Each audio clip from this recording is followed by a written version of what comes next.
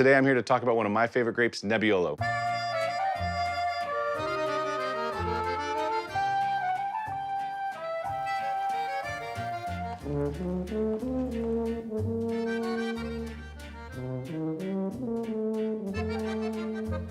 Nebbiolo is probably one of the most famous grapes in Italy, found mostly up in the Piedmont area, up in the northwest portion of Italy. It's a grape that takes its name from the Italian word nebbia, which refers to fog, referring to the clouds that come in October as they're getting ready to harvest the grapes there. But wherever it's grown, it also has some other names. If you're looking at the wines in Lombardy, in Valtellina, it goes by Chiavenesca here. When you head over to Gattinara in Piedmont, this is where they call it spanna, referring to the span from your pinky to your thumb, which would signify a ripe cluster that was ready to be harvested. And then when you start heading into the town of Alba, around there you have the Langhe. And this is where you'll see the grape Nebbiolo listed right there on the label, whereas in the other regions, it's just specifically the name of the town where it's grown in.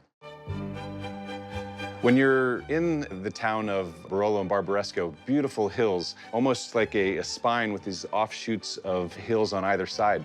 And when they were looking at finding the best sites, what they would do is they'd look out there in the winter, and the vineyards that the snow would melt off of first indicated those were the warmest. And so when you're in a very cool climate, that's very important for a grape that's so late to be picked. That could ensure that the grapes are always going to be ripe at the time of harvest.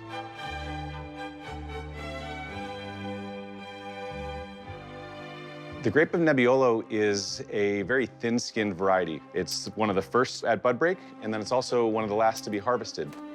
And when they make the wine, it requires extensive maceration, anywhere from 30 to 60 days. With it, that gives it a lot of the structure, the tannins that is so key to the style of wine made there. When you're looking at the Langhe wines, those are probably the most youthful upon release. When you start getting into the Barbaresco and the Barolo, that's when these wines start to see some more extensive aging, anywhere up to 5 years before release. And these wines are high in acid, high in tannin, and they will dry your mouth out. So in Piedmont, we have the villages of Barbaresco and Barolo, probably the two most famous places for Nebbiolo to be grown. Barolo was once called the king of wines and the wine of kings, referring to how it was so sought after by nobility and very expensive as well. The wines here, some of the longest aging in all of Italy, anywhere from 38 months all the way to 62 months, depending on where it's grown and the level of wine. You also have a number of crus, which is basically a single vineyard. And so in this case, this is coming from the cru of Brunate in Barolo. In this Barbaresco example, we have it from the cru of Pora, and this is a Reserva indicating the extensive aging that goes into that. And that's really a hallmark of these wines. They're aged in large Slovenian oak or in chestnut barrels that don't really impart any oak flavors, but they allow for the wine to soften with the contact with oxygen.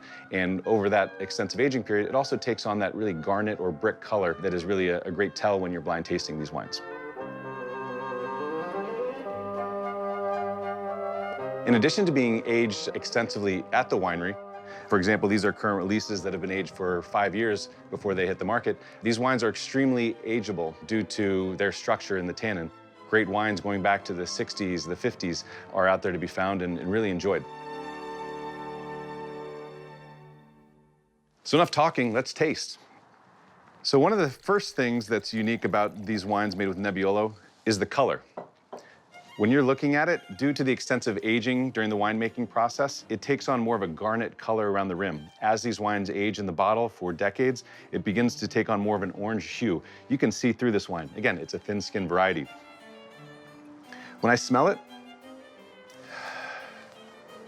so in terms of aromas, one of the classic markers of Barolo and Barbaresco are tar and roses. When I'm smelling this, I'm getting a lot of those characteristics, but let's start with fruit. In terms of fruit, it's a cooler growing area, so the fruit's gonna be a little bit on the tartar side. It's coming across in terms of red fruit, so cherries, raspberries, cranberries, but also in the dried state. In terms of earth, I'm closing my eyes, I'm walking through the forest, and I'm seeing clay, it's dried out. There's some dried mushrooms that come in there as well. And a lot of those roses, violets, dried flowers, and dried leaves. Even some leather, like a saddle, an old horse's saddle. In terms of tasting it,